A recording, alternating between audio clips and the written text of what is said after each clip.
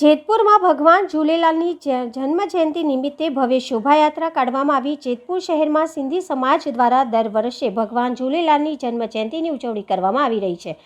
સિંધી સમાજના ઈષ્ટદેવ ઝૂલેલાલની જન્મ જયંતિની ઉજવણી કરવામાં આવી છે। મોટી સંખ્યામાં લોકો એકત્રિત થયા હતા।